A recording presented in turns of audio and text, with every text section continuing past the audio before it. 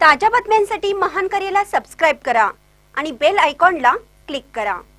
राधानगरी पोलिसांची मोठी कामगिरी, जबरी चोरीतील मुद्देमाल हस्तगत, 2 आरोपी अटकेत। राधानगरी पोलीस ठाण्याच्या हद्दीत चाललेल्या 2 वेगवेगळ्या जबरी चोरीच्या गुन्ह्याची उकल करून पोलिसांनी मोठी कारवाई केली आहे। या कारवाईत 2 आरोपींना अटक करण्यात आली असून चोरीस केलेला संपूर्ण मुद्देमाल हस्तगत करण्यात पोलिसांना यश आलं आहे। 31 जुलै रोजी चांदेकरवाडी येथे आकाताई खोत यांच्या गळ्यातील सोन्याचे दागिने हिसकावले गेले होते, तर 13 ऑगस्ट रोजी सोन्याची शिरोली येथे रुक्मिणी राऊत यांच्या गळ्यातील दागिने चोरीस गेले होते। या सलग घटनांमुळे पोलीस अधीक्षक योगेश कुमार गुप्ता यांनी तपासासाठी विशेष पथकं नेमली होती।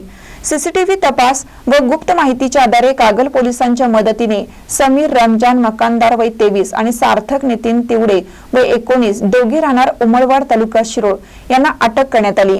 दोघांकडून 1.77 लाख रुपये किमतीचा मुद्देमाल व गुन्ह्यात वापरलेली मोटरसायकल जप्त करण्यात आली असून आणखीन एका आरोपीचा शोध सुरू आहे। ही कारवाई पोलीस अधीक्षक योगेश कुमार यांच्या मार्गदर्शनाखाली पोलीस निरीक्षक संतोष गोरे व त्यांच्या पथकाने केली। आरोपींना 2 दिवसांची पोलीस कोठडी देण्यात आली आहे। महानकर न्यूजसाठी राधानगरीहून विजय बकरे।